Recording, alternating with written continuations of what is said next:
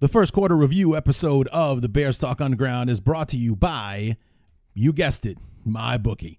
Truth is, guys, I don't know who's going to win week in and week out, but if you do, or if you think you do, you got to check out MyBookie. Remember, who you're betting on is just as important as who you are betting with. That's why I always tell people to bet with MyBookie. Trust me, guys, they are your best bet this season. Got that Thursday night game kicking off, Colts and Patriots. Patriots are down. Colts, valiantly battling on Houston on Sunday. Who knows what's going to happen? But MyBookie is the place to go. They've been in business for years. They have great reviews online, and their mobile site is easy to use. That's why I'm urging you to make your way to MyBookie. You win, and they pay. They have in-game live betting, over-unders on fantasy points scored, and the most rewarding player perks in the business. And currently, MyBookie is being slammed with new bettors and wants to give everyone the best service possible.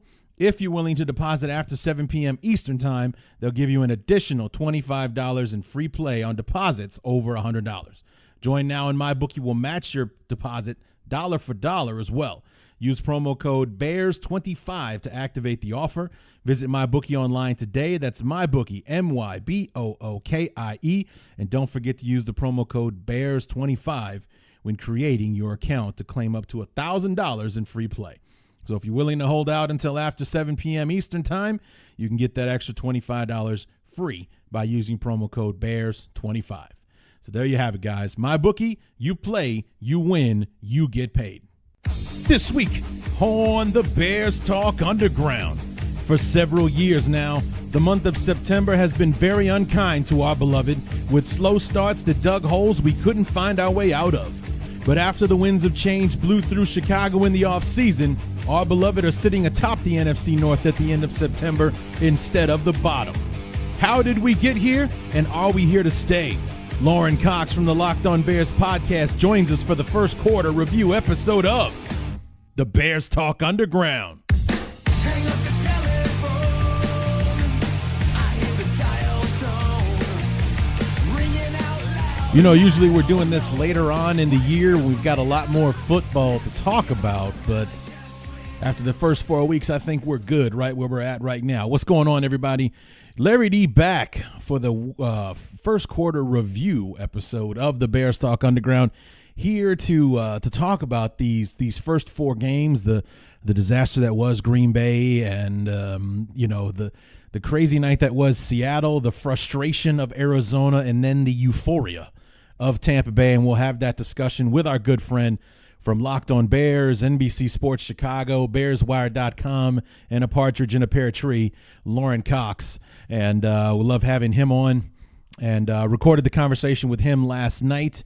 And you know how we do, guys. When we get together, Lorin and I, once the conversation starts, it's quite difficult to get it to stop. So I hope you guys are comfy, because that conversation goes on. It's all good stuff, I promise, but it does go on for a little while. But before we get to that, a couple of real cool news and notes here. More like accolades for our beloved Chicago Bears. Mitch Trubisky did not win NFC Offensive Player of the Week. That honor went to Jared Goff, who was probably the one person who had a better day than Trubisky in Week 4. Threw for 465 and I think 4 touchdowns, maybe 5, against the Vikings last Thursday. So he was the winner of the NFC Offensive Player of the Week award. However, Mitch Trubisky did walk away with the FedEx Air Player of the Week honors. So he did come away with something for his 354 yards, 6 touchdowns, 0 interceptions, and his near perfect quarterback rating against the Buccaneers on Sunday. And in more news, the guy that will never be second in Chicago, apparently Khalil Mack named the NFC Defensive Player of the Month for September earlier today. So 14-plus tackles, 5 sacks, good for second in the league right now. 4 forced fumbles, an interception, and a pick 6, all at the same. I mean, I guess the interception and the pick 6, but he's got a touchdown along with an interception as well. Not to mention, I think I read he's also leading the league in pressures as well. So he has been an absolute beast. So there's no surprise whatsoever he's walking away with Defensive Player of the Month for September. And and like we talked about before, this guy is a leading candidate for MVP. He's on the short list with like Mahomes and Goff right now as far as who the MVP of the entire league would be. And I don't even think he has a second right now for Defensive Player of the Year. I know it's still early, lots of football left to be played, but after these first 4 weeks, you know, how they like to say on SportsCenter, if the season ended today, you know, clear and present, the number one defensive player in all of football right now. And then finally, I'm trying to make this as short as possible because we got a long talk with Lorin, and I got something special to get to here in just a minute. Just wanted to remind everyone again, this coming Tuesday, because there's no Bears game this weekend, there will be no Week 5 review episode. However, I will have a special episode of the Bears Talk Underground on Tuesday night when best-selling author Jeff Pearlman comes on to the show to talk about his latest book, which I just saw on Twitter today, made the New York Times bestsellers list. He is pumped about that. It was actually his tweet that announced it. He is super proud of the fact that this book made that list because it was such a labor of love, and we'll talk to him about that on I'll talk to him on Monday. The show will come out on Tuesday. But Jeff wrote an amazing book, The Crazy Rise and Crazier Demise of the USFL. It's called Football for a Buck is actually the title of the book. That's the subtitle that I just gave you. And a lot of amazing stories. I mean, just crazy, hilarious. I mean, if it wasn't the 80s and everything was just bananas in the 80s, for those of you that lived through it, you know.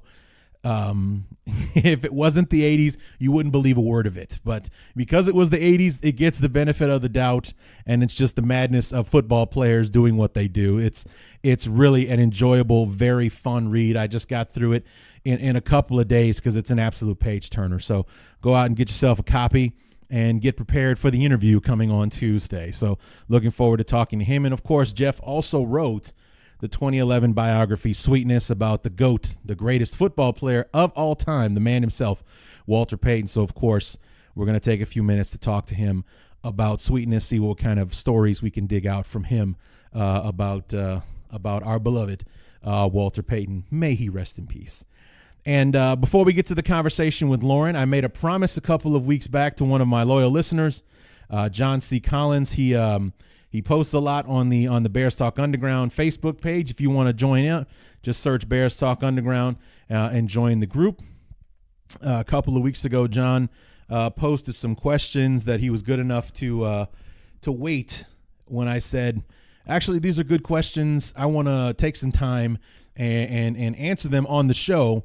And we've got a show coming up where I'll have the time to do that. And here we are with the first quarter review episode. And the first question was, which injuries hurt the long-term trajectory of the Bears the most? Well, I got a few answers for that. The first one that came to mind when it came up was going all the way back to the 80s. Wasn't one injury specifically. As a matter of fact, the next guy that we're going to talk about is also basically in the same category. This is the guy who basically stayed hurt, and it hurt the team because he wasn't around to help contribute to, the way that he did when the Bears had success. And that would be Jim McMahon. He was always hurt. Basically, the guy was banged up. He was always hurt one way or the other. However, in 85, he missed games in the middle of the season, but was healthy and primed and ready to go when the postseason came around, and very much led the charge to the Bears, mauling their way through the postseason and then winning the Super Bowl at Super Bowl 20 that year. But in 86, he got hurt early on in the year. He had a bad shoulder, and then in a game against the Packers, I think it was early, like week 6 or something like that, just an absolute, like a play that right now, not only would the guy get fined, he would probably miss half the season for how malicious and dirty the actual play was. Tim Harris was his name, a linebacker / defensive end for the Green Bay Packers. McMahon, rolling out to his right, he throws the football and he's just kind of standing there. The ball's been gone for 5 seconds at least. I think the play even might be over when it happened. Tim Harris just comes up behind him, grabs him around the chest, and basically spikes him right into the ground. And that bad shoulder went worse, and we lost McMahon for the rest of the season. Despite the injury, the Bears still went 14-2. We're the number 1 seed in the playoffs and the favorites to go back to and win the Super Bowl. However, we had Steve Fuller, Mike Tomczak, and Doug Flutie, which was a late addition in the season, as our quarterbacks. And for whatever reason, Ditka wanted to go with Flutie instead of the veteran Fuller or Mike Tomczak in the playoff game against the Redskins, and he was absolutely abysmal against the Redskins. The Bears ended up losing that game and therefore not getting back to the Super Bowl. 87, another thing, McMahon getting hurt. I mean, a lot of guys missed time. That was the strike year. Everybody missed at least 4 games in 87, I think. And but nonetheless injured again, and we were left with Mike Tomczak in the playoffs. And, valiant effort by the team, but still came up short against the Redskins again in 87. That was the year that Walter Payton retired after that loss. 88, more of the same. And whenever McMahon was on the field, he wasn't playing well. I remember the Bears made it to the NFC Championship game in 88. They played the 49ers at home. They had home field advantage, 12-4 record. They were the number 1 seed. Home field advantage, the 49ers coming to Chicago, one of the most frigid days in the history of the city, which is not easy to do. And the 49ers beat the piss out of the Bears 28-3. And I remember vividly, I was at a sports bar with my dad watching the game. It was my uncle's restaurant, actually. And it was like a back and forth all week long about would McMahon play, would Tomczak play, or whatever. McMahon came in at one point during the game and he got booed by the fans in Chicago. Like they didn't want him out there anymore. I guess Chicago was over Jim McMahon at that point. But in and out of the lineup in all 3 of those years following 85 was the reason. I mean, the Bears had the best team in the NFL in the later half of the 80s. They were the favorites to win the Super Bowl every single year because we were the best. We still had the best defense. They hadn't quite fallen apart just yet because the McCaskies were cheap bastards. We still were able to have that team together until at least the 88 season. But, nonetheless, because we didn't have a solid quarterback at the time, we were hurt. I mean, I remember reading a book that Mongo McMichael did. I think it was like 04, 05, like View from the Locker Room or something like that was what it was called. He stated that, and I've even heard Richard Dent say the same thing. If the quarterback stays healthy, we could have won 4 championships in a row in those years. I mean, if we have our starting quarterback playing, in those games, then, we probably win multiple championships, and they would have been the team of the 80s, not the 49ers. So, it wasn't just one injury that sent the Bears off on a bad trajectory. It was several injuries that seemed to kill the team each and every year, being one-dimensional because they don't have a passing game and all the rest of that stuff. It's what hurt the Bears in the 80s. So Jim McMahon would be my first answer. The second, like I said, not just one injury that hurt the long-term trajectory, but several, as a matter of fact, would be Mike Brown. Him being hurt put the safety position with the Bears in flux up until probably about last year. Mike Brown, we drafted him, I think, in 2000. We got him in the second round out of Nebraska. He's a beast for the first 3-4 years of his career. After his rookie contract is up, the Bears, no surprise, sign him to a lengthy extension. And 04, Lovie Smith comes in, and 2 games into the 2004 season, Mike Brown blows out his Achilles. He's lost for the year. Comes back in 2005, is in and out of the lineup with nagging injuries. It was a calf injury mostly that hurt him the most, and it kept him out of several games down the stretch in 05, and he came back for the playoff game, and I think he re-injured it in the playoff game against Carolina, that loss against the Panthers. 2006, the Bears are undefeated. He breaks his foot in that crazy Monday night comeback in Arizona in 06. Has to watch the Bears make the Super Bowl without him that year. So obviously it didn't hurt us too much in 2006. But here's where we could have used Mike Brown in the actual Super Bowl.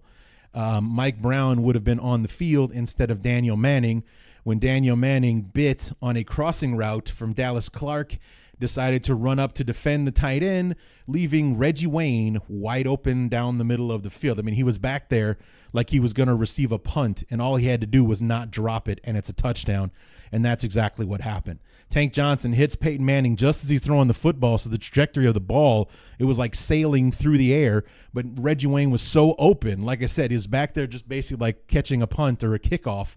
All he had to do was not drop it. He trots into the end zone, and the momentum of the game changes from that point. And if Mike Brown is healthy and playing, that probably doesn't happen. I would wager heavy money on that. It was a rookie making a rookie mistake in a big game, ended up hurting the Bears big. If Mike Brown's on the field, I wager that doesn't happen. He comes back in 2007, first game of the season against the San Diego Chargers, blows out his ACL. He's done for the year. And that pretty much was the end of Mike Brown. The Bears brought him back at a reduced rate in 2008. I'm pretty sure he made it through the season, but he wasn't the same anymore because all of his injuries were leg injuries, calf muscle, broken foot, torn ACL. He just wasn't the same Mike Brown after that, whether it be the fear of making that awkward step that's going to take him out of this, out of the game or end his season once again, or the fact that those injuries just piled up and he wasn't the player he used to be. But it's like after Mike Brown started getting hurt, the safety position became a weakness for the Bears, and one that was never really solved, probably until last year when Amos and Eddie Jackson got paired up together back there, and now the safety position is solid. It's a strength in the secondary. So Mike Brown would be my second answer. And then the third answer actually is one injury that threw off the long-term trajectory of the franchise, and that would be in 2011 when Jay Cutler broke his thumb against the San Diego Chargers. Now check out how the domino effect worked here. First of all, let's talk about the impact that it had in 2011. Okay, in 2011, the Bears start the year on a lousy 2-3 record. Okay, after the 2-3 start, we go on a 5-game winning streak. That fifth and final game being against the San Diego Chargers. And it was a dominant win, actually. I think the Bears won like 30-13 or something like that against the Chargers. And after that, the Chargers game, much like this year when we play 4 games in a row against the AFC East, the Charger game was the first of 4 straight against the AFC West that year, which was the worst division in football in 2011. The champion of that division was the Tim Tebow-led Denver Broncos, who won the division at 8-8 that year. Okay, that's how bad that division was. And the way that the Bears are playing, that 5-game winning streak could have easily been an 8-game winning streak after we got done with the AFC West. However, Cutler throws an interception. While he's trying to run down the defender, he falls awkwardly, breaks his thumb. He's done for the rest of the season. Caleb Haney comes in, and initially, you guys can go back in the archives and find the episode. Initially, we as fans weren't worried because the last time we saw Caleb Haney, he was the damn near the hero of the 2010 NFC Championship game. After Jay's knee injury, he almost won us the NFC title game against Green Bay. Came up short, but he played well in relief. So, okay, well, Haney's going to come in. He can at least get us a split over these next few games because it was only supposed to be a 4-week injury for Cutler, and then he'd be back. Unfortunately, we lost all 4 of those games and then a 5th one on top of it. So we went from being 7-3 to 7-8, then won the season finale at Minnesota week 17 to finish 500 for the year. Jerry Angelo was fired after 2011 season. A year later, new GM Phil Emery fires Lovie Smith after a 10-6 campaign. And that's a decision that we've been reeling from ever since. I mean, it really doesn't even feel like until now that we've finally got our footing beneath us to actually be able to succeed and go ahead and be a threat in the NFL instead of a flash in the pan kind of thing. So, but it's like that thumb injury set off a chain of events that led to Jerry Angelo getting fired, Coach Lovie Smith getting fired after him, hiring Phil Emery, who was dumb enough to take Trestman over Bruce Arians in his coaching search, having to fire him and bringing in John Fox. And that was a necessary disaster because it got us to where we are now.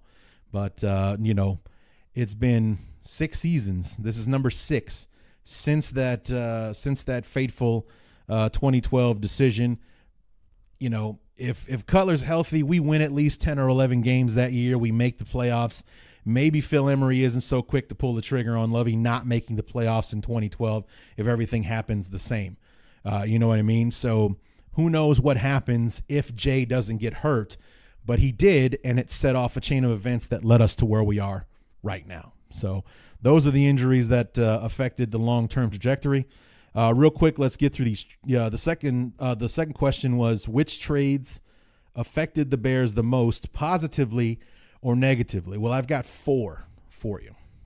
The main one I'm going to talk about would be the single worst trade in the history of the franchise, and that would be in 1998, the Bears gave up a first-round pick on purpose for Rick Mirer, quarterback from the Seattle Seahawks. It pains me just to say it out loud. Jesus Christ. Rick Mirer was drafted in the 93 draft. He was much like in 98 when people were arguing about Peyton Manning versus Ryan Leaf, and you can't go wrong with either.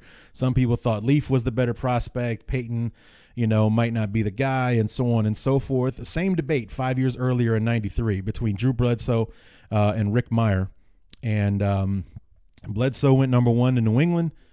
Seattle took Rick Mirer at number 2. He had a better rookie season than Drew Bledsoe did, and then it was kind of downhill after that. NFL defenses had him figured out after that first year, and he struggled the remaining 2-3 years, whatever it was, in Seattle. And somehow those bastards in Seattle managed to convince Bears management. I think it was Mark Hatley at the time. I hope he's dead. Jesus Christ. Mark Hatley, I believe, was our player personnel. We didn't have a GM at the time. We didn't have a GM from the time Jim Finks passed away, or Jim Finks left the organization in the 80s until the Bears hired Angelo in 2001. We had a director of player personnel, or whatever the title was, that was basically serving as a general manager. But the Bears were like the only team in the league that didn't have an actual general manager for several years until we hired Angelo in 2001. But they somehow convinced management in the Bears front office to give up a first-round pick for Rick Mirer. That actually happened, And for years, I thought incorrectly that it was, and I think we actually talked about this with Spike Friedman during our opponent preview over the summer. And for years, I thought it was Walter Jones that the Seahawks used, or the Seahawks used that pick for. And Walter Jones is a Hall of Fame offensive tackle. The guy never missed a game for like his entire career or something insane like that. But nonetheless, we gave up Rick Mirer for Walter Jones. It turned out that the pick that the Bears gave away became Sean Springs, who was one of the better defensive backs, cornerbacks in the NFL in that era, and most likely a Seahawk Hall of Fame, Ring of Honor guy for sure. But nonetheless, they got both Walter Jones and Sean Springs in the first round. I just got it wrong. It was Sean Springs, not Walter Jones. But nonetheless, the return on the investment. You want to know what the return on the investment was? I even wrote it down. He started 3 games for the Bears. We gave up a first-round pick for a guy that started 3 games and was cut after the 98 season. That's what we got for a first-round pick. 3 games out of Rick Mirer. 3 very bad games, mind you. Very, very bad games. He was awful. He was awful. And worst trade ever. Positively, actually, this is one that falls into the both category. Brandon Marshall, 2012. The Bears desperate for a number 1 wide receiver at the time. Jerry Angelo trying to make everyone believe Devin Hester and Johnny Knox were number 1 wide receivers. I love both of those players. Neither of them was a number 1 receiver, and it hurt our offense. And so Phil Emery comes in. He listens to the fans that are screaming for a number 1 wide receiver. Please go get us one. Go draft us one.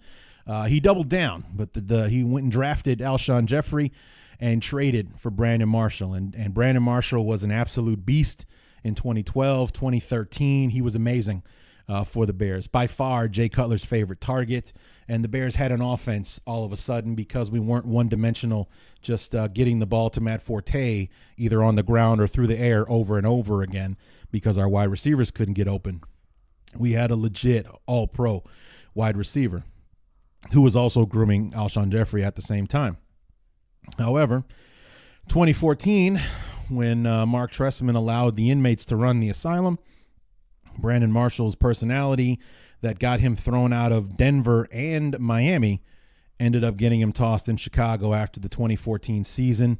Also because he wouldn't let go of that inside the NFL job. I always thought that was stupid that he wouldn't let that go so he could focus on his team.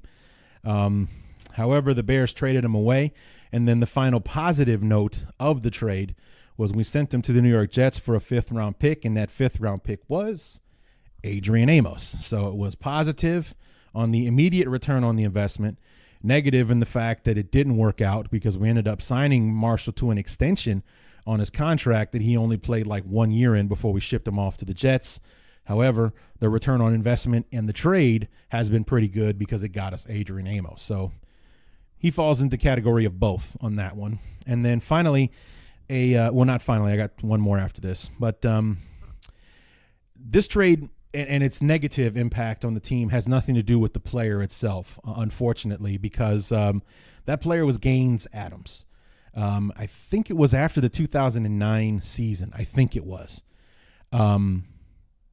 But Jerry Angelo decided to give up a 2nd-round pick for the number 4 overall pick in the draft, or the former number 4 overall pick in the draft. Gaines Adams was a defensive end out of Clemson, was taken by the Buccaneers in 2007. Wasn't working out, wasn't the beast that he was in college. Everybody thought a change of scenery might be a good idea. And once again, the Bears overpaid. Gave up a 2nd-round pick for a guy that, he wasn't worth that. He wasn't. I would think maybe a 3rd-round pick I think it would have been okay with, but a 2nd-rounder for him, I wasn't happy about that because this was coming off the heels of the Cutler trade. So it meant for the 2nd year in a row, the Bears wouldn't have a 1st or 2nd-round pick in the draft. So we weren't picking again until the 3rd round and what have you. Unfortunately, I don't think Gaines Adams played a snap for the Bears because unfortunately he had a heart condition and he died. He had a heart attack of some kind or went into cardiac arrest one day and he passed away. The only positive thing there is that it opened the door for the Bears to be aggressive in free agency and go get Julius Peppers. But poor Gaines Adams, may he rest in peace. He was only 26 years old, but the Bears gave up a 2nd-round pick for a guy that, like I said, it's no fault of his, and like I said, may he rest in peace. But that's the deal that Angelo made, and we got 0 return on our investment because of the tragedy that took place. So I guess no one's really at fault in this one.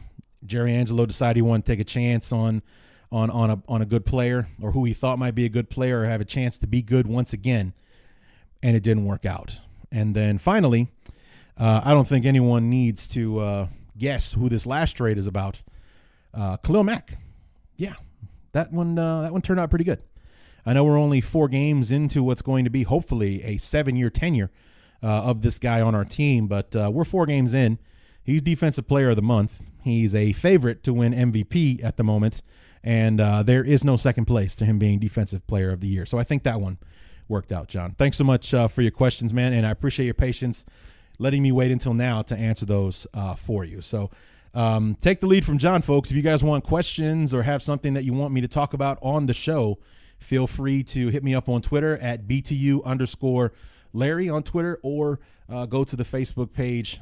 Just search Bears Talk Underground on Facebook. So I'm going to go ahead and shut up now because I'm looking at the timer, and we're at almost half an hour of me blathering on here, and we still got an hour of me and Lorin talking about the Bears and the first 4 games or the first quarter of the season. So I'm going to go ahead and be quiet now. I'm going to step aside, bring on our good friend Lorin Cox as he helps us review the first quarter of the season.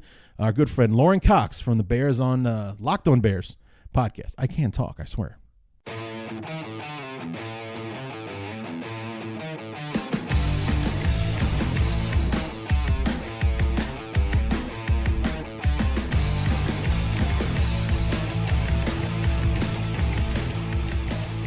Usually we have this conversation more towards the middle of the season, but the NFL saw fit to give the Bears a Week 5 bye this year. So we only got 4 games to talk about, but we're happy to do it and have one of our favorite guests back on the show.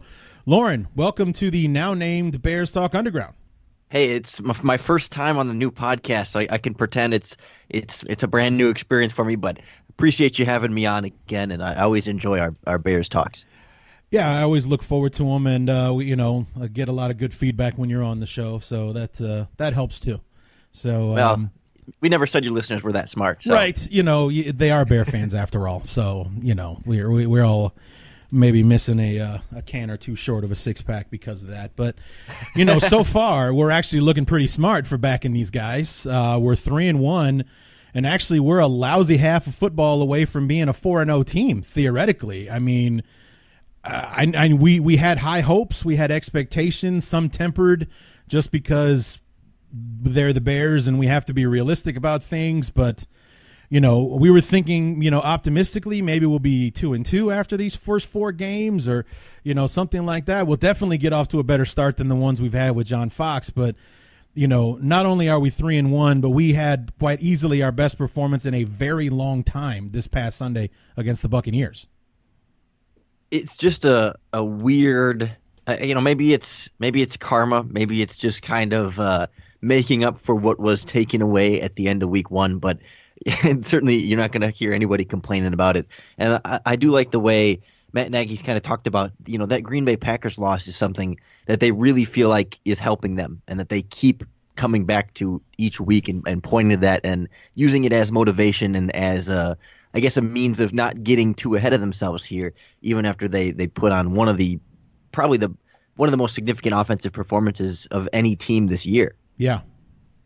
What was significant about it is because it's the performance we've been waiting for. Even in this short season, but just in the now 16 games that Trubisky has been quarterback of the Chicago Bears. I guess I don't think anyone really expected anything close to this last year with the cast of characters he had around him on the 2017 squad. But this year, for it to happen and then happen in the way that it did. We were waiting for like 300 yards and 3 touchdowns, not for him to have a damn near perfect quarterback rating, go nuts on a team for 6 touchdowns and throw 5 of them in the first half. It was a performance beyond, I think, anyone's expectations. Yeah, and it was just kind of a perfect storm of like everything coming together. It was facing a bad Tampa Bay Buccaneers defense. It was 4 games under his belt in Matt Nagy's offense and really feeling more comfortable and confident in what they were doing. It's a combination of, add in Nagy talked about scaling back a little bit and trying not to do too much with the offense. And obviously, getting some big plays after the catch from some of these receivers as well. And just everything seemed to go right offensively. Certainly the defense kind of adds up to its side of the bargain. And it was just really a perfect storm there for Trubisky. And, give him all the credit in the world for stepping up and kind of getting his mechanics under control a little bit more, finding that confidence. The offensive line helped him out, the receivers helped him out, the coaching staff helped him out, the defense helped him out, and it was just like everything went right. Yeah, it really was an all Bears and no Bucks kind of game on Sunday. Aside from a couple of big pass plays to Deshaun Jackson, really nothing of note happened in the positive way for Tampa Bay on Sunday. It was all Bears, from pretty much from start to finish. And I was listening to the Rich Eisen show the other day, and Matt Nagy was actually a guest on the show, I believe, yesterday. And he talked about, these first 4 games and like you mentioned before, how the Green Bay game was a learning experience. Hopefully a lesson they don't have to learn again, because that sucked like all the way. But how we've got 3 wins and they were done in 3 different ways. You had the one where you got out in front early and you had to hang on to the lead to win. You got behind early against Arizona, had to work your way up and retake the lead. And then you basically have, like you said, a perfect storm win where everything went our way and nothing went our opponent's way. And that's the way we go into this bye week. Here we are thinking that, with the way the defense is playing, the last thing I want this defense to do is take a break and break any momentum that it has. But, the way that we won this football game, it's almost the perfect time to take a break because we're riding as high as we possibly can and floating into this game next week against the Dolphins, with all the confidence in the world.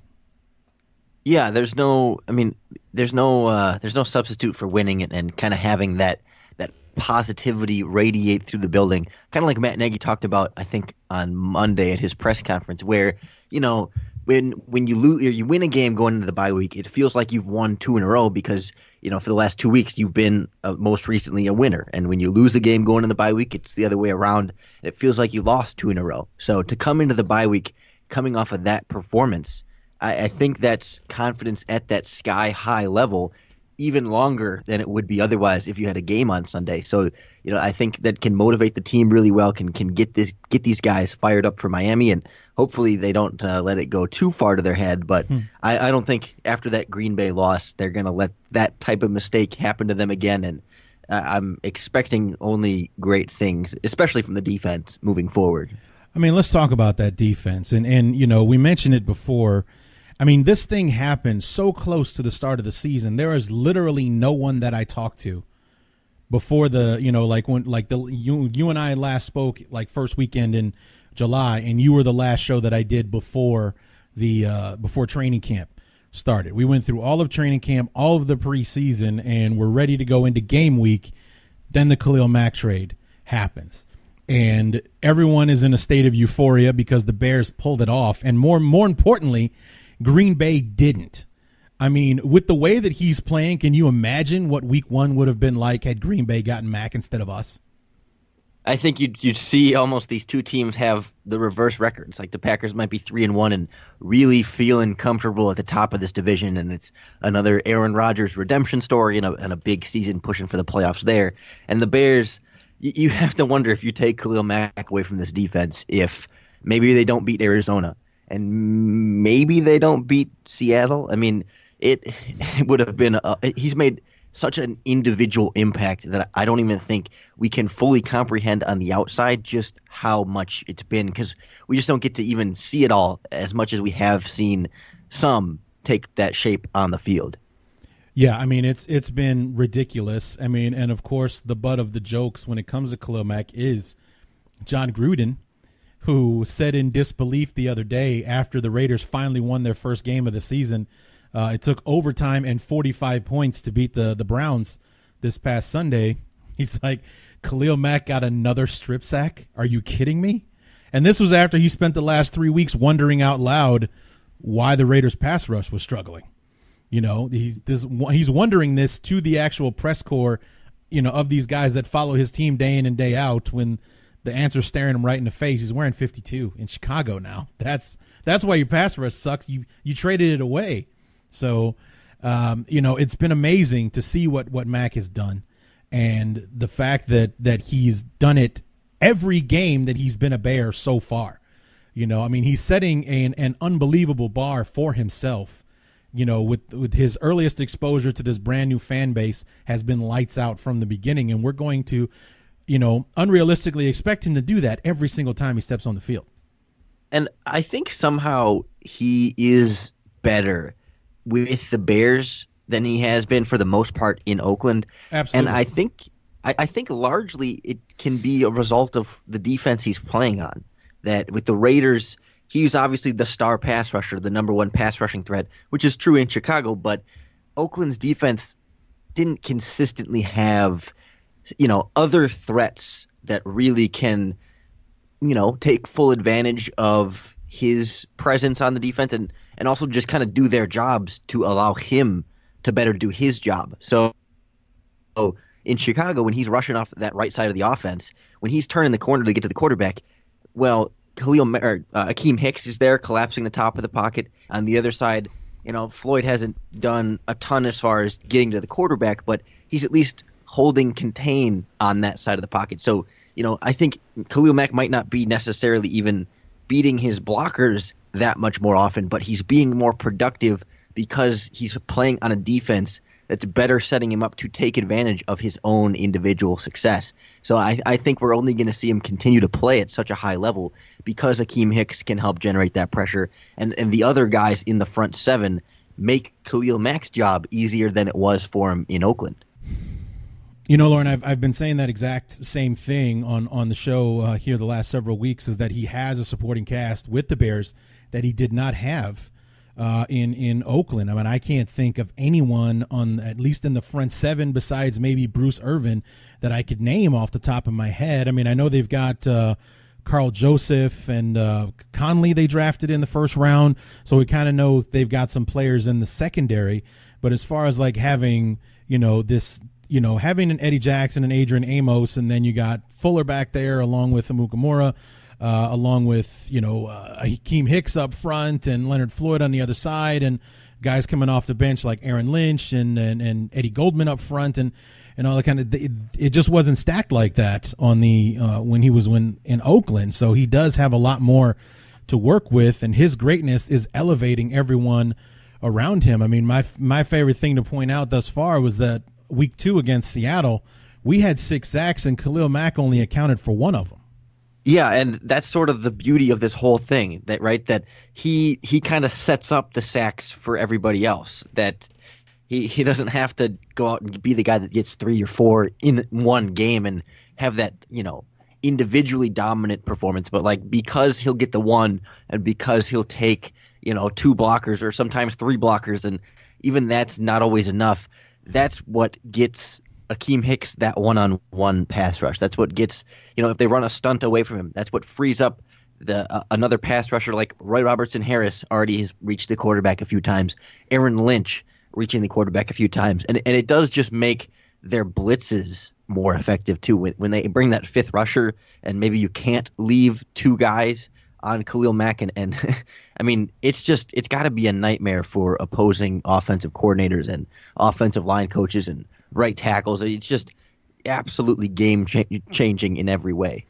Yeah, I mean, and one of those big changes from last year's defense, as good as it was, to this year's defense, is that all of last year we had 8 interceptions. We've already got 6 in the first 4 games. I mean, Danny Trevathan, our middle linebacker, has 2 of them so far. I mean, it's just we're also generating opportunities for the offense, as opposed to, the defense, was good at its job last year, but there were a lot of times last year, whether it be to fatigue or whatever, they just couldn't get themselves off the field sometimes, and creating turnovers.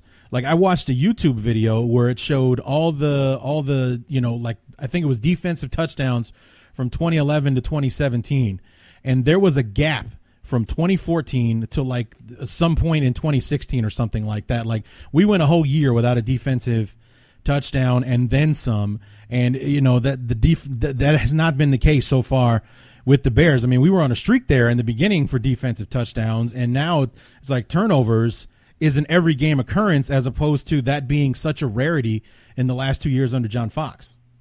Yeah, that Mel Tucker gap was a difficult time to get through. But yeah, and that's the other thing about Mack is as much as he makes the pass rushers around him better, the pass rush as a whole with Mack allows these defensive backs to be more aggressive. Eddie Jackson can come from his spot in the middle of the field and attack a route that he sees, because he'll know that the pass rush is going to hurry that internal clock of the quarterback, and that when he sees a receiver, making a break on his route, your chances of a double move, if that route is later on in the play, it's been a few seconds, you can bite on that, because if he tries to run a double move, the quarterback's not going to have time to burn you for it if you bite on that, because your pass rush is there. So you've seen Prince Amukamara jump that pass against the Seahawks for that pick 6 because they know Russell Wilson's hurried.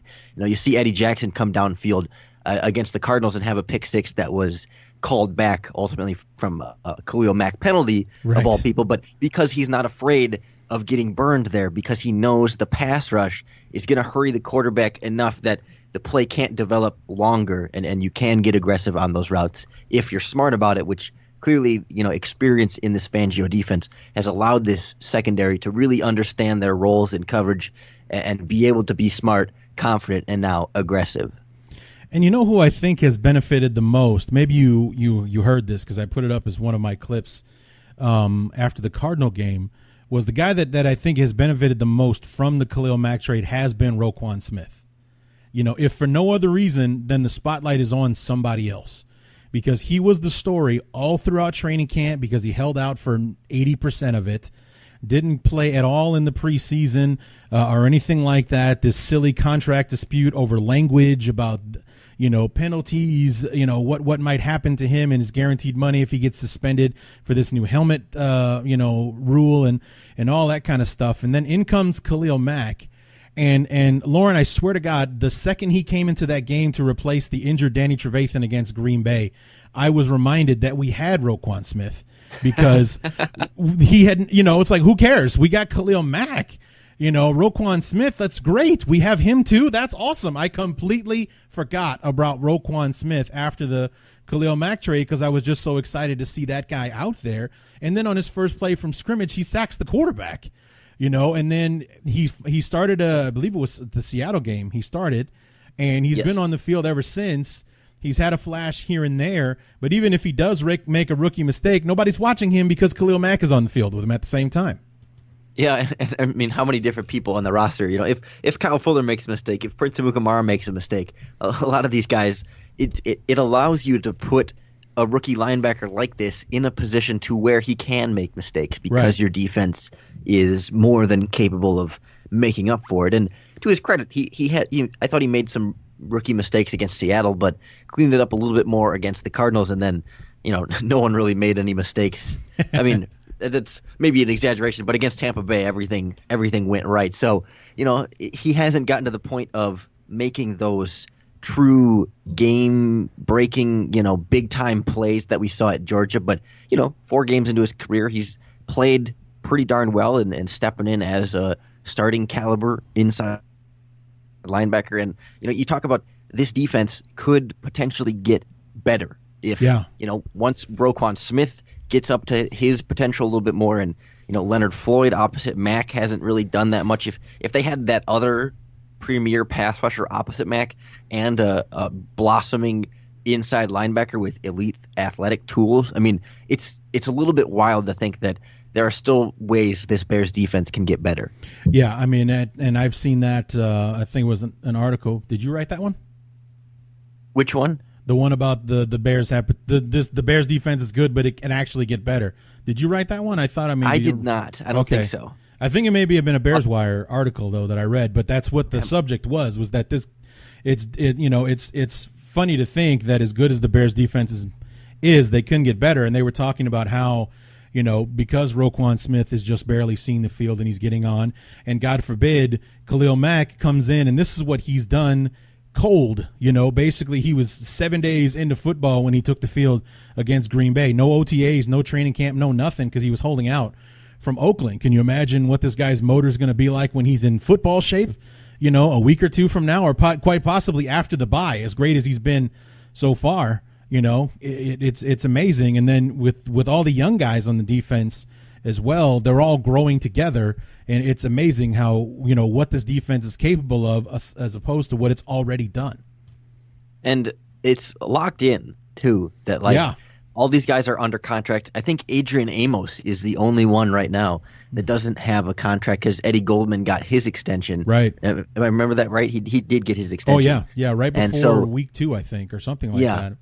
Yeah, it was after the Packers game. So, I mean, I think, technically Jonathan Bullard is 2 years away from becoming a free agent, and Trevathan is 2, but 10 of your 11 starters are under contract for next year. And I imagine they still would like to bring back Amos, and, that's maybe getting too far ahead of ourselves here, but this core is here. A lot of these starters are locked in for multiple years, and it's just the beginning that we're getting into now. Yeah, so I mean, it's pretty outstanding to think about what it's done, what it can do, and the sky truly is the limit with this defense. And Roquan Smith, I mean, it's. I'm not saying that this defense is the same, but it's very much like, when William Perry got dropped into the 85 defense and how he was able to contribute.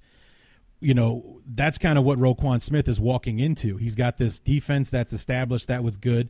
We've got a superstar that we added in Khalil Mack, and he's there in the middle learning on the field where it's the best possible place to learn. And as good as he is, he's only going to get better, and it's only going to help the defense as it goes along.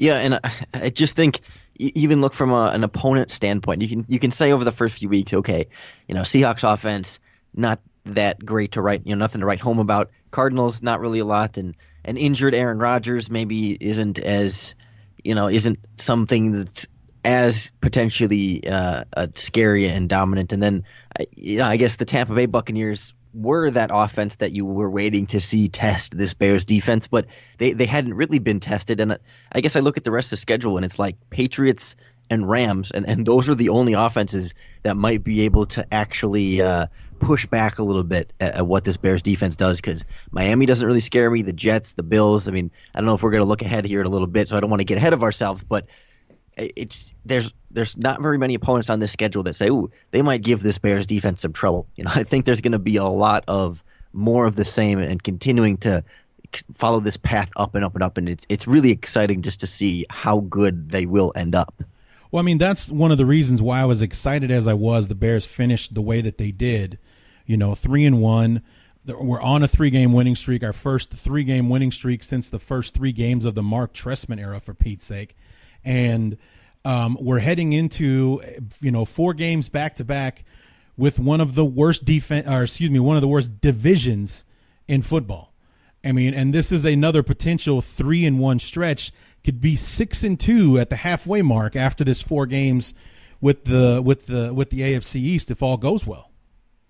Yeah, and it's crazy how this NFC North started out on paper like one of the toughest divisions in football, and now you see the Vikings struggling to find an offensive line and to keep their quarterback protected, and their defense looks vulnerable. You got the injured Packers that aren't really clicking the way they should, and the Lions really kind of falling off the map early on here. And all of a sudden, it's instead of being a closed door where, man, it's going to be tough for the Bears to keep up with this team or these teams, all of a sudden it's wide open. And, you're totally right. The Bears get off to a hot start here.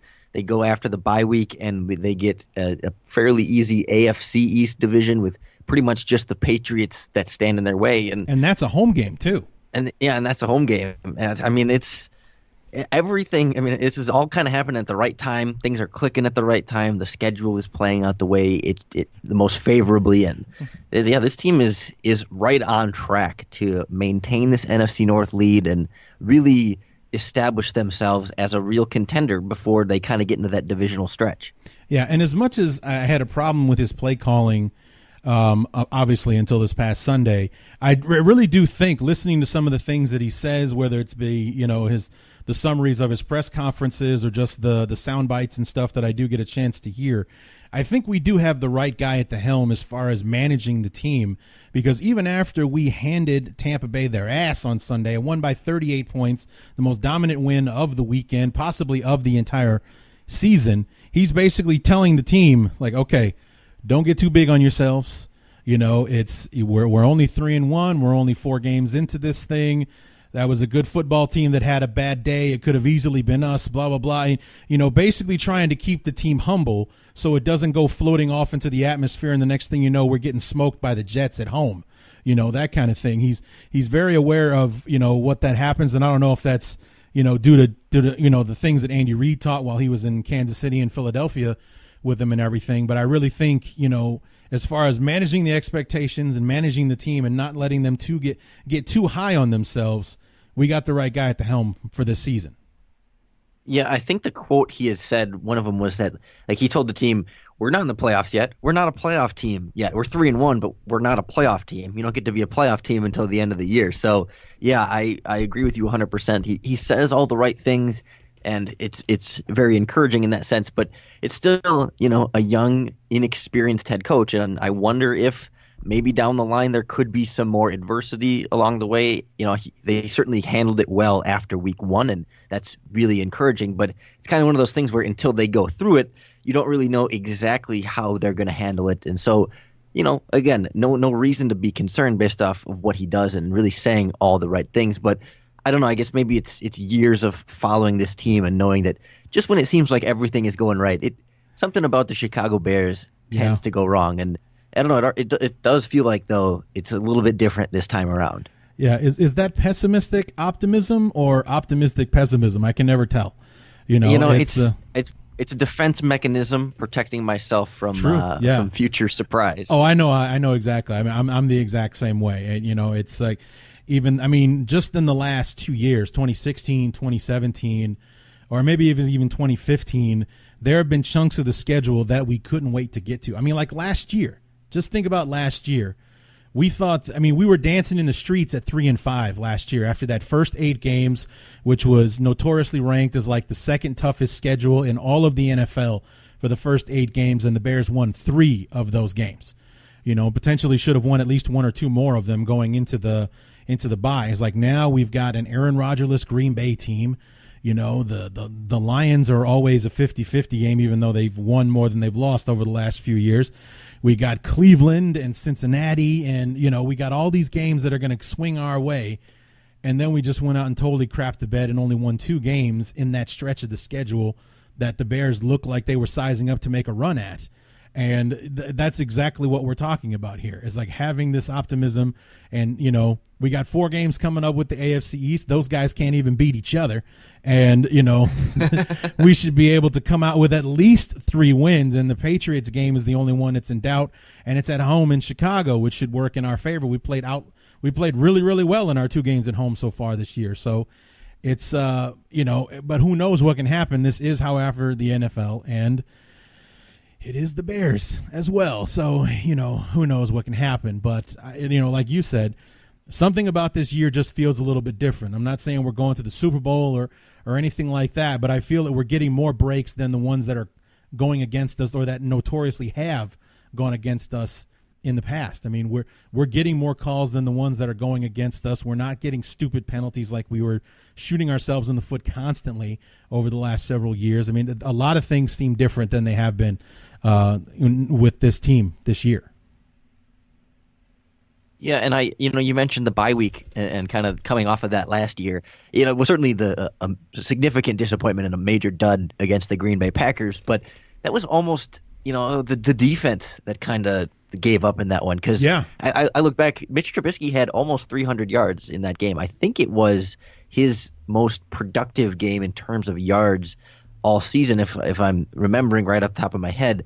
I mean, he might have surpassed it in the Lions game or the Browns game, but it was a big Mitch Trubisky performance coming out of that, and not totally lighting it up, but it was plenty from your rookie quarterback in what at the time would have been his probably 4th or 5th career start. But randomly last year, the defense got frustrating at after that bye week stretch, and injuries were kind of adding up there too, and so. Yeah. But even in that one, I think Kyle Fuller just kind of struggled against Devontae Adams, and there were some weird fluky Brett Hundley plays that just it was just typical Chicago Bears. And you would think this coaching staff, from what we could tell so far, has already put this team in position to avoid those kind of dumb, fluky mistakes and games that they still gave up a couple big plays against the Cardinals when they were out of position, but that lasted all of 2 or 3 drives before it got kind of remedied. And I mean, there's certainly not as much concern for me of quite such a major letdown, at least not yet. Yeah, I think if there's a letdown, maybe it'll be a bad game as opposed to we're going on a 5-game losing streak like we did, last year in a section of the schedule that we were salivating over. You know what I mean? It's just like we coming out of the bye, we lost to Green Bay, then that Counter Barth kicking the football into a different zip code than the goalposts were in after Detroit, losing the Minnesota. We already lost the Minnesota game, but it was just like one flop after another. We just couldn't get out of our own way. We had this penalty, that injury, and everything like that, and it was a huge letdown from an optimistic 3-5 to a catastrophic 5-11 with the second half of the schedule that we had. And for some reason, I keep coming back to what Nagy said about, what happens in the game before the bye week. Last year with the Saints game, they made that kind of late comeback push, and Zach Miller gets hurt, the touchdown gets taken away, and they almost upset the New Orleans Saints, and you kind of had this big letdown at the end that, the Bears just still aren't there yet, and that carries into the bye week. I mean, it really did kind of linger from that Saints game into further disappointment in the next 3 or 4 games in a row, and it makes you wonder. You take what happened against the Buccaneers, you let that kind of germinate a little bit and bake in the oven here, and at 350 degrees, pull it out against the Miami Dolphins and see what we got. Yeah, and you're absolutely right. I mean, it just it does make all the difference in the world. I mean, here I was before the game against Tampa Bay thinking that I did not want this team to go on a bye. With the way this defense is playing, the last thing I want is to break momentum. But after Sunday's game, it's like, hell, take a break, guys. You've earned it. Just like you said, you use germinate. I like marinate. Marinate on this, and then come back in 2 weeks. We'll go down to South Florida and we'll wear those goddamn orange jerseys. Oh. Are you a fan? It depends on what they're going with, but I don't hate them, but I don't love them. Okay, all right, very middle of the road answer of you, but I'll let it slide. Yes, I can't stand them. I absolutely hate. I like the throwbacks better. Oh, absolutely, I love the throwbacks. I do. I absolutely love the throwbacks. I hate the orange jerseys, and we're wearing them twice this year, but we're wearing them against Miami. I guess anything's better than wearing the dark jerseys, which they'll make us wear because we're the road team and all the rest of that. But God damn it, we got to wear the orange jerseys, and I think we wear them against Detroit again or something like that later on in the year. So we got to watch them. And go ahead. That was a request by Akeem Hicks, who wanted the orange jersey. So if he's wearing that orange jersey, and thank goodness he's not suspended for this game, if that's the motivation he needs to have a huge game and get a win, sure, give it to him, Yeah. Yeah, thank God he didn't get suspended. That was the one thing that I was worried about more than anything was it sucks that he got tossed. We were winning 38-3 when it happened, so it's not that big a deal. But if you're, I mean, the NFL takes that whole shoving an official thing quite seriously. They could suspend him for one game, maybe two, which means we lose him for the New England game. We're going to need him for that one. And because this idiot got a little too heated and shoved in an official, we're going to be missing one of the key parts of our defense against the, probably our most challenging game up to that point. Yeah, and I still haven't seen a very definitive or clear replay at all.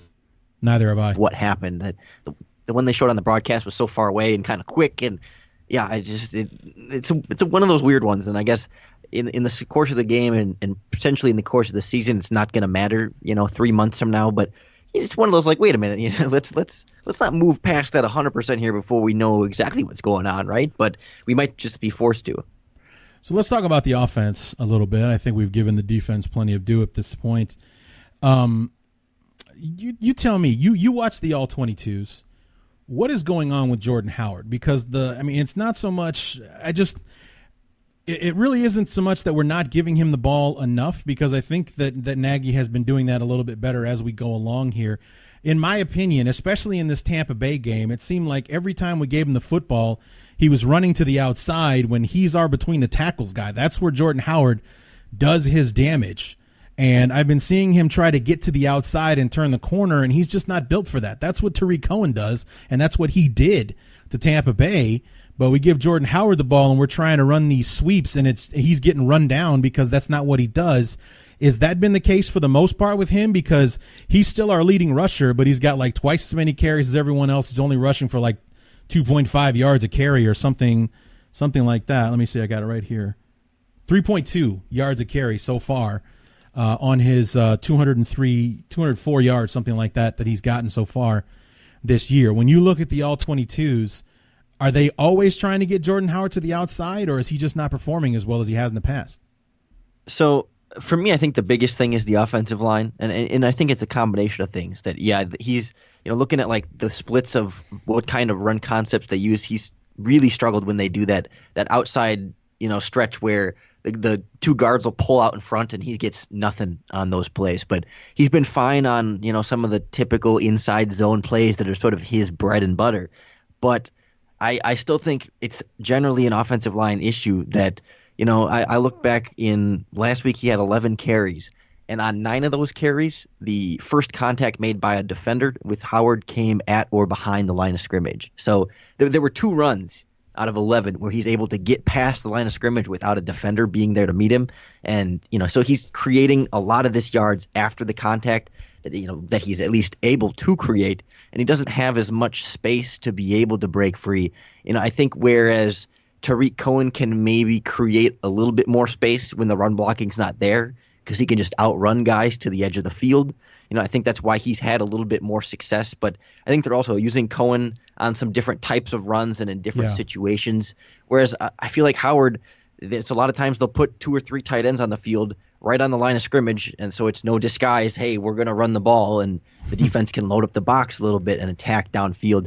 And they started to finally do some more play action off of it against Tampa Bay, which I thought was a pretty big thing. But, 9 of the 11 against Tampa Bay were met at or behind the line of scrimmage. And the week before against Arizona, it was like, I don't remember how many total carries he had, but it was like 17 out of 24 met at or behind the line of scrimmage. The last couple of games, the vast majority of his carries, it's a defender that's right there. And there's just only so much he can do. And so I think he's been running pretty well. It's just there's not a lot of space in front of him to be able to work.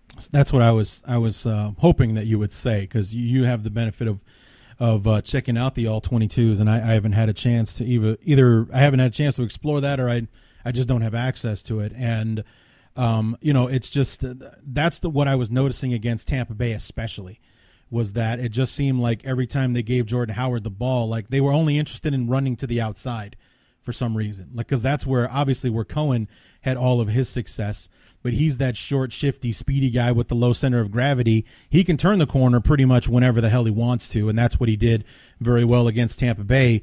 Jordan Howard, on the other hand, he's a downhill runner. You want to get him between the tackles, and let him have that contact and bang around and get to the second level and possibly open it up and get to the third level. And it just seemed like they were trying to get him to the outside. He's getting caught from behind, or there's 2 or 3 guys waiting for him over there already, and all that kind of stuff. It just seemed like they were using him improperly instead of not using him enough. Yeah, like you look back at the Green Bay game in week 1, he averaged over 5 yards a carry because Green Bay, they didn't have a lot of linebacker depth. They came out with a lot of nickel and dime and quarter coverage with 4, 5, 6, 7 defensive backs in the game and taking these linebackers out of the box so that he had room to run. The run blocking was there, and he was able to take full advantage of what they gave him. But Seattle, not really that scared of Trubisky for the most part defensively. They loaded up 7, 8 guys in the box, and Howard kept running into him. And Arizona, a good run defense, 7 or 8 guys in the box trying to dare the Bears to throw downfield, and just no room for Jordan Howard to create. So I don't think he is particularly any worse than he was last year. It's just been kind of a situation, a scheme, a run blocking, and different. Just I think an offensive play caller too that's still getting used to when and how to run the ball and what types of runs to use Jordan Howard on versus Tariq Cohen. But at the end of the day, if 3-1, they have won all 3 games when Jordan Howard has struggled, and they lost the one game where he ran. I don't think Jordan Howard should be too upset if they win 48-10 and he only has 2 yards per carry. Right. No, that's definitely something that probably not complaining about, coming away with victories for a change instead of being that guy that ran for 25 carries for $150 and a touchdown, and we lost 21-7, that kind of thing. So I think he's probably pretty okay with how things are going thus far. So we move on to the rest of the offense, and we got all these with practically a brand new offense pretty much across the board. But before we get to that, with the offensive line, today was the first time that I was made aware that our rookie second-round pick James Daniels actually saw the field quite a bit on Sunday. I didn't realize that he was out there. I didn't notice anyway that he replaced Eric Cush at left guard for 27 plays in the game on Sunday, and he was getting some pretty good praise for it. Do you think he's going to be our Week 6 starter going forward? I do, and I wasn't even overly impressed with his performance individually. I thought there were some plays where, in the running game in particular, when he'd bulldoze a guy and create some space, but there were other plays when he gets stood up at the line of scrimmage a little bit and isn't really able to get much going there. So I thought more ups and downs from James Daniels, which you might expect as a rookie. Whereas when Eric Cush was in there, you're not really seeing many of the ups, but you're not really seeing many of the downs. So, some more volatility, but maybe a higher ceiling right now from James Daniels, whereas Cush is just kind of a guy, and I think they don't get James Daniels in this rotational role if they're not planning on using this as kind of a transition to starting. It feels to me like this is the first step toward getting him in the starting lineup, and maybe you give him some live action before the bye. You spend the bye week working with him with the starters, and then you come out against Miami and give him the keys. Maybe they'll keep the rotation going, but I would expect that we're within a few games of James Daniels as your starter. Well, I mean, because the reason I ask is because, when Nagy was asked about it, he used the same language that he used when it came to Roquan Smith. He only played a handful of plays against Green Bay week 1, and what we heard from Nagy that week was he's earned more playing time, and then he started against Seattle and he's played ever since.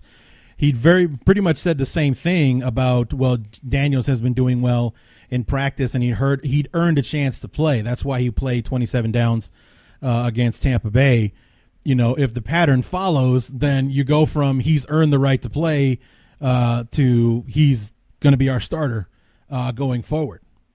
Yeah, and that seems to be kind of the natural tendency here. And I think it only helps because Eric Kush is a pretty versatile backup. He can kind of, I would feel more comfortable plugging him in somewhere than necessarily asking Daniels to move over. Like Kyle Long left the Bears game last week for what turned out to be a total of like 3 plays, and Daniels had to plug over at right guard. And I guess I'd rather have the more experienced veteran be that 3-tool guy, that universal interior backup player, and move him around and kind of just lock James Daniels in one spot. Let him get really comfortable playing left-handed, playing next to Cody Whitehair and Charles Leno, and just build that camaraderie, that chemistry, that cohesion. Pick a C word, you name it. Build that with the offensive line. I would have liked to see them lock that in months ago instead of moving him around throughout the preseason, but that's a whole other topic, and they're at least getting towards that end goal. So what do you think about the rest of our offense? I mean, basically everybody is brand new. All of our pass catching targets are the same, and I think we got mixed reviews, and a lot of it had to do with, in my opinion, and we'll talk about him more later, but Trubisky was not great those first 3 games. But Gabriel, Robinson, Trey Burton, we were expecting more than we got from them in those first 3 games, and then obviously we got them in spades against Tampa Bay. If you had to give those 3 guys a grade, where would you come in at? Yeah, it's tough because I was a little bit down on Taylor Gabriel through the first couple games, just because we hadn't really seen him make plays after the catch. Like it seemed like when they'd run screens to him, he'd take the yards that were there, but he wasn't really, making guys miss and creating explosive plays after the catch, which was what I was hoping to see. But Allen Robinson looks the part as a number 1 wide receiver. Trey Burton, I think, has looked fine as the number 1 tight end, even though Trubisky hasn't been able to find him. But I'm with you 100% that the quarterback and sort of the simplifying of the offense they had to do more of early on, with a lot of just quick curl routes and outs and dump offs and slants, limited a lot of what these guys could do. So I mean, I'd give Allen Robinson the full A. Heading into last week, I would have been a little bit lower on Taylor Gabriel, but he totally looked the part against Tampa Bay and alleviated a lot of the concerns there, and kind of maybe confirmed that the concerns were a little bit more Trubisky based than Gabriel based and scheme based in that sense. So I don't really have major complaints about any of them after the first couple games. Just would like to see Burton be more involved and can be more of that mismatch over the middle. But it's a work in progress kind of thing. That with all new receivers, Trubisky has to get to know them all and get to know their timing and understand how long it takes them to run certain routes and to cover a certain amount of distance and how much those throws need to be, and build that trust to be able to get aggressive and attack some of the tight windows. They've all done fine. And I think as Trubisky gets more comfortable, we'll see their production kind of rise up to the talent that we know they have.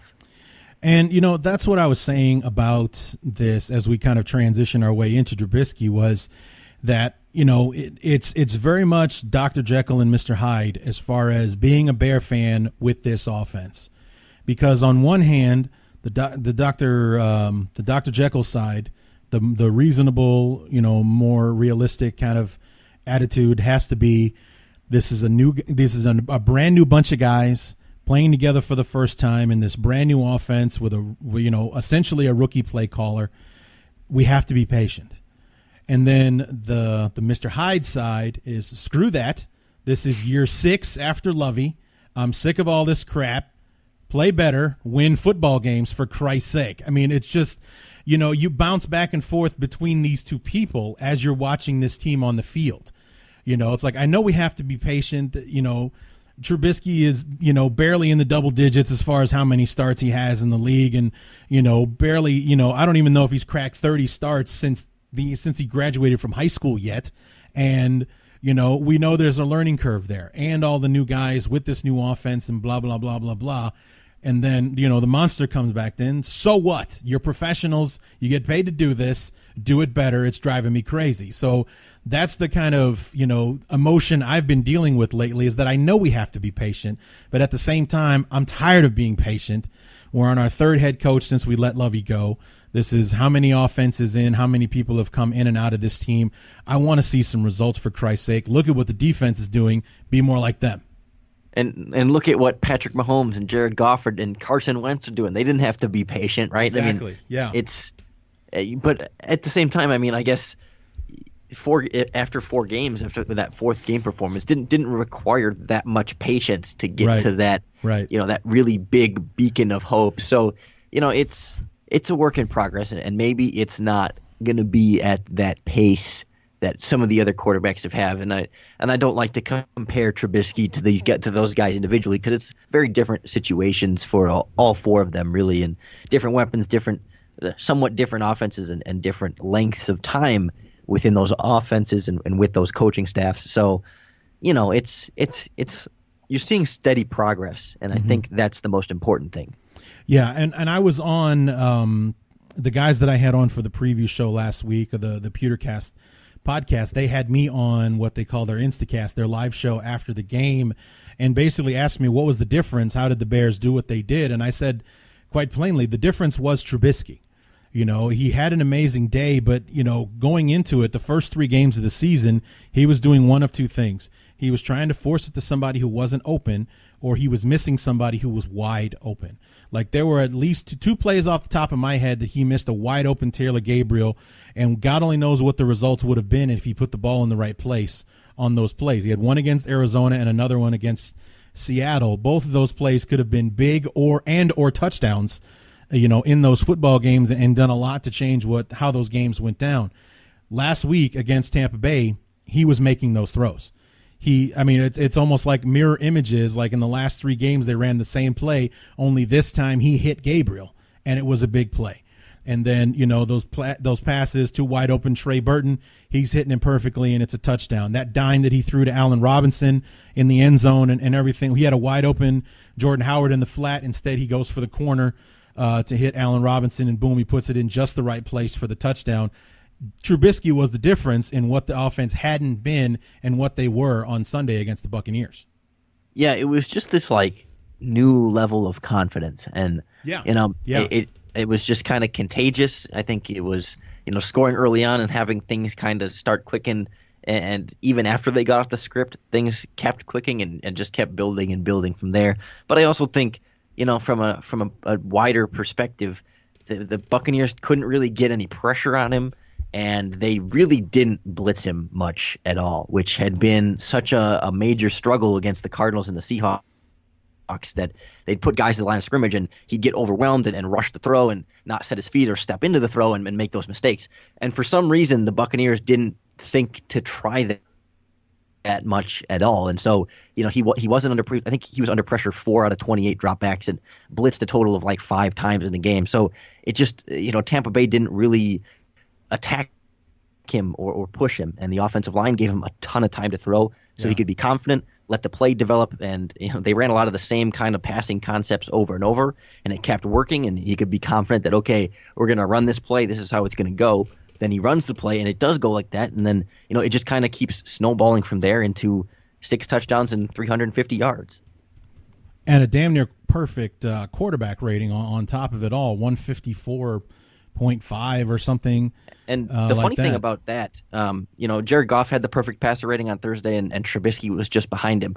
PFF charted Trubisky with 2 plays intentionally thrown away. It was I think it was a broken screen to Trey Burton, and another one that he just intentionally kind of threw out of bounds because everything was covered. If you take away those 2 plays as unaimed throws, on only the passes he aimed, and actually threw to a target, he had a perfect passer rating. So he was that close that just the 2 thrown away passes is what kept him from the perfect rating. And you know what I was happy to see, or happy to not see on Sunday, unless I blanked out and just missed it. I actually had a tweet during the Arizona game where I was saying I would like the NFL to outlaw bubble screens, because I am sick of watching the Bears run that play like it's the only offense that we have. It's like we're giving the guy basically we're running by passing in those types of plays. And when have you ever seen one of those spring for big yards? It's like I just haven't seen the Bears do it. Not since the days of John Shoup in the mid-'90s when Steve Walsh was throwing those passes have they ever really worked for the Bears. I mean, come on. And, that was one thing that I don't think we saw. If we saw it at all against Tampa Bay, we only saw it maybe once or twice. Did we run a bubble screen against the Buccaneers? I don't know if I saw a bubble screen against the Buccaneers. They ran like some fake, where they'd show a bubble screen and throw deep over top as kind of a tendency breaker. Okay. I know Trubisky threw, 7 passes behind the line of scrimmage and completed 6 of them, but most of them were kind of over the middle of the field. Some of that would be the jet sweep and the little dump off there, or throwing something to the running back. So there were a couple plays to the right that might have been I don't know if it was a bubble screen or more of your standard wide receiver screen, but I think they threw at least 1 or 2 total screens, but certainly coming away from it a bit more than we had seen in recent games and being able to work some kind of counter plays off of that with throwing downfield when they show that screen. Yeah, because that's what was making me nuts, especially with the Arizona and Seattle games, was that it just seemed to be like the backbone of our offense with these damn bubble screens that we would try to run. It was like that's how we were trying to use Taylor Gabriel. It was like you give him that ball over there in the bubble screen and hoping that he's out there in open space. He's got to make one guy miss and boom, it's a big play. When instead he gets over there and half the defense is waiting for him when he's got that football. He gets a yard if he's lucky. Or like that famous play that everybody loves to screenshot against Green Bay where Trey Burton's standing in the middle of the end zone by himself and it ends up being a 5-yard loss on a screenplay to Taylor Gabriel. It's just like those screenplays weren't working. We either need to run less of them so the defense doesn't always see them coming, or just stop running them altogether because they don't work. Yeah, and at least Nagy kind of has the wherewithal, the understanding to recognize that it was a tendency, that it was something they kept coming to, and maybe in certain looks coming to that, and the Buccaneers were trying to be aggressive and trying to pounce on that, and then switching it up, not running very many, if any of them, and running some plays that looked a lot like it, but could still take advantage of it over the top. That's an encouraging sign of a self-aware and growing young head coach. Yeah, and I think that's one of the things I like about Nagy is we hear him saying all the right things when it comes to press conferences, when it comes to talking to the guys and tempering expectations, or at least as far as not letting them get too big ahead with the way they won on Sunday, and just keeping, we're only 4 games into a 16-game schedule, guys. We got a long way to go. We're not a playoff team yet, that kind of thing. But he also seems to be, very, like you said, self-aware, kind of humble kind of guy. He's not so cocky that he's just going to keep going regardless of what's happening in front of him. He's going to stick to the game plan no matter what, like a Mike Martz used to. He's going to make the adjustments and take what the defense is giving him and, grow from week to week, which is why I think we've seen this growth over the last 4 weeks. Yeah, and sort of that steady improvement in kind of key ways is really what I think gives you the most optimism that things are going to continue to grow. And, it's not, I don't want to say that the Buccaneers game wasn't a fluke, because there was certainly some flukiness to 350 yards and 6 touchdowns. That's not going to keep happening. Right. But it was that indicator that the growth is real and that it's not just a one-time flash in the pan there. It really is an offense steadily improving. It's a quarterback steadily improving, that relationship between coach and quarterback improving, and being able to make the offense more and more Mitchell Trubisky friendly, getting Tariq Cohen involved a little bit more, Taylor Gabriel involved a little bit more, from the early days of only throwing to Allen Robinson. He's just finding ways to spread the ball around, ways to get every receiver involved, and also new wrinkles to add each week, even beyond the gimmicky trick plays that continue to work. I mean, even just from more of a wider scheme perspective, they're adding little wrinkles here and there, like the fake screen and like the same post wheel concept they kept throwing to down the sidelines that were wide open. Just little things like that. It's all kind of adding up, and it's all leaving you feeling fairly confident. Yeah, that play was killer against Tampa Bay. I mean, Cohen.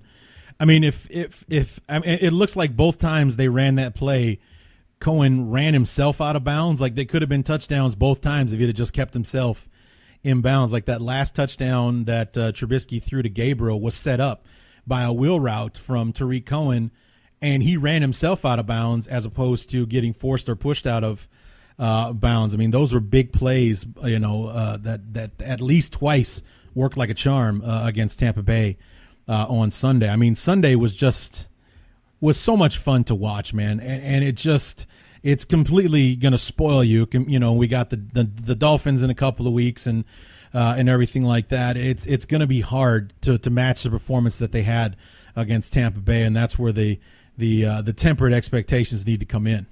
Yeah, because they kind of raised the bar there, right? Yeah. It's like, okay, significantly, yeah. Here's what the ceiling is for this offense, and now, okay, well, we saw that. Where's that? Do that again. Yeah. Do that let's 12 more that times, one more time. please. Yeah, let's not one more time, 12 more times. Come on. But every week, yeah. Yeah, every week. So, I mean, looking ahead, like we said before, we have 4 straight against the AFC East. We're on the road from Miami, home back-to-back New England and the Jets, on the road to Buffalo. And then we've got the stretch that worries me the most, quite frankly, just because of the frequency. We got Detroit, Minnesota, and Detroit in 11 days. Sunday the 11th of November to Thursday, Thanksgiving, the 22nd, we play 3 games in 11 days against division opponents. And I'd be very interested to see where we're left standing after those games are up, because we got the Rams and the Packers right after that. Yeah, it's like I talked about earlier with adversity in this team. That's a really tough stretch for a first-year head coach, and a first-time, well, really his second year as a play caller here to take this team through as far as preparing on that short week and going from playing Detroit twice and not trying to necessarily do the same things twice. And I think you mentioned it, when the Bears played Detroit twice a year, even when Detroit loses more than they win throughout the course of the year, weird stuff happens when the Bears play the Lions, and in recent years, weird stuff has happened when the Bears play the Vikings. So I'm with you 100%. That's a really critical stretch there to gear up for the Rams, the Packers, and the Vikings again to end that season, as you're really winding down. If this NFC North playoff race is getting tight, if the Vikings and Packers keep climbing back, those games are absolutely critical, and it's the big test for how does Matt Nagy and this team handle it when the going really gets tough. Yeah, and then the NFL doing us no favors with our schedule. 5 of our 6 division games are from week 10 to week 17.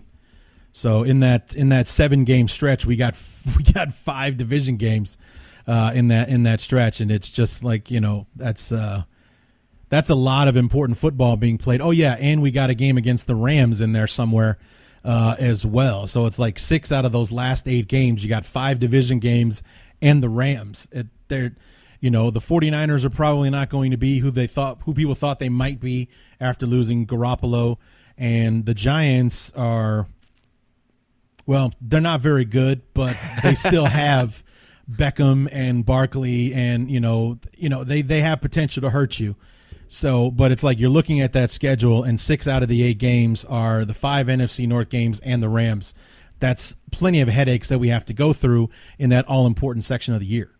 Which is why this stretch against the AFC North and the AFC East and that first 4-game stretch were honestly so important. That if they can finish 6-2 after the first 8 games, you're not going to go 6-2 after the final 8 games. I mean, it just regardless of how you started with this stretch of teams, it's just not going to happen that way. So the fewer losses you can bank and the more wins you can bank leading up to that, you can start out 8-2 and then go 4-4 and still finish 10-6, and that's a playoff spot. So it is it is a pretty critical stretch there because it just builds in that leeway down the stretch. Yeah, and that Green Bay game, Week 15, I got that bad boy circled on my calendar, dude. I want that one bad. In Chicago? Yeah. When Week 15, that late part of the season, we got to have that game. We got to have. I mean, there's a lot of football between now and then. That's Week 15. So we're 11 weeks away from that, but that's the one we have to have because we should have won Week 1, but we forgot that it's a 60-minute game and we only played 30 in that one. And, you know, it's like if we play Green Bay this week, I think we murder them, quite frankly. But I just that's one we got to have that one. I'll be a madman for that game. And there's something about these perennial contending teams, the Vikings, the Packers, the Patriots, even that, you know, they do seem to tend to start out kind of slow. And, you know, we've seen this a few times with the Patriots where people say, is the Tom Brady thing over? But, you know, they start out slow. And then once you get into that exact time of the season, that's when everything clicks. That's when the offenses are firing at all cylinders. The defenses cleaned up their early season mistakes. And, you know, those elite players really truly play elite and take over games. So, I mean, the Bears have to be on their toes, and it's back-to-back Rams and then Packers week after week at home there, and that's going to be brutal, but really fun to watch. Absolutely. I can't wait to see how it all turns out, and I can't wait to talk to you again after it all goes down Week 17. So we're going to have a little bit more of a longer break than we're used to when it comes to these little conversations, Lorin, but I look forward to having you on at the end of the year to recap these next 12 weeks and to see where we're standing at the end of it. I mean, it very well could be that we have to push the talk back because it's supposed to be a year in review episode, and we've got playoff games before we can wrap this bad boy up. I was going to say, otherwise, you know, if the Bears get a first-round bye, we could try and squeeze it in there, but maybe that's too optimistic thinking. Maybe. It's like, okay, this will be our 12-week review, and then we'll be back in a couple of weeks to talk about how the playoffs went down and everything. So, but I'm looking forward to it, and I'm excited about how this year is shaping up and how it might actually turn out. There's a lot more optimism surrounding this team than there has been for quite some time, and you know, dude, I've been doing this show since 2007. I've had one playoff season doing this show, the ill-fated 2010 NFC Championship Let's Murder Jay Cutler game. I need some more playoff episodes in this bad boy, and I think this 2018 team just might get me there. Yeah, and you and I have been doing these the last couple of years, talking Bears, and I always appreciate you having me on. But it's always, you know, for us doing this, it's been the John Fox Bears, and it's like, oh well, you know, we're kind of complaining about Dowell Loggins the whole time, and when are they going to fire this guy, and when are they going to get a quarterback? Why are they signing Mike Glennon and all this stuff? And it is a very welcome change to be able to watch a much better team. Absolutely. So. Lorin Cox, your accolades keep changing, man. Who are you working with now these days? You know, that might even be changing here in the coming days. Oh, but wow. I do the Locked On Bears podcast. Right. I write about the Bears for NBC Sports Chicago and Bears Wire. And you can find me a few other places around there, but I'll leave it short and not go through the full laundry list here. All right. And then obviously on Twitter at CoxSports1. And you and I have some fans in common, most likely John C. Collins. I know he likes to chime in with you from time to time, and when he does, he also likes to tag me on it as well. So we're all having that conversation together, and you know, it's been fun having you on, and I look forward to having you on again. Hey, I appreciate it. Thank you.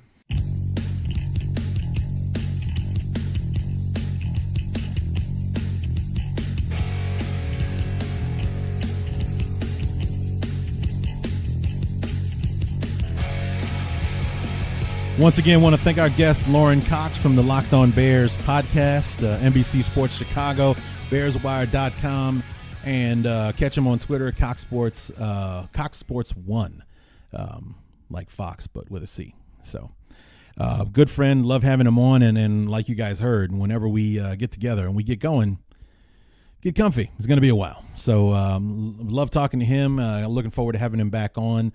You know, if it can take us an hour to talk about 4 games. Imagine how long it'll take us to talk about 12 or maybe 13 or 14 if the Bears end up making the playoffs this year. Wouldn't that be something?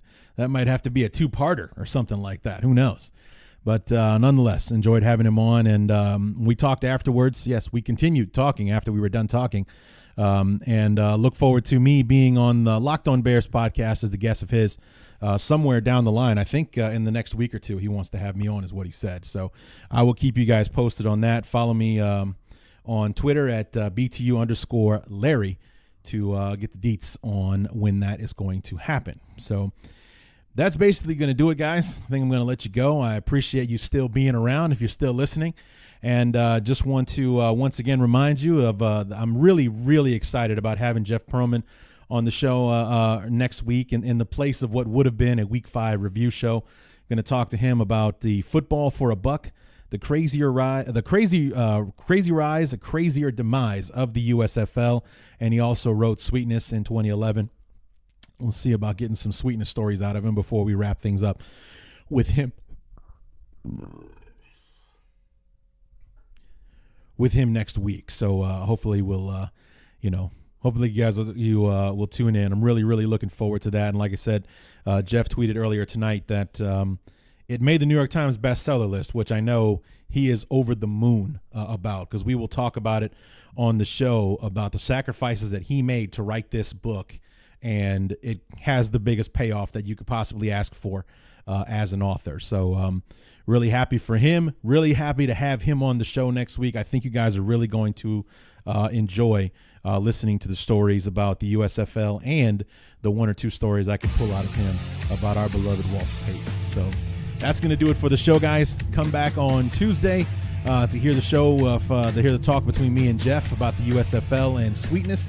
And come back on Thursday. We'll be back to regular business, and we'll hope to have Kevin Noggle back on the show from Finsiders on SB Nation to help us preview Bears Dolphins for week number 6. So be sure to come back on Tuesday for Jeff Pearlman. And until then, my name is Larry D, and this has been the Bears Talk Underground.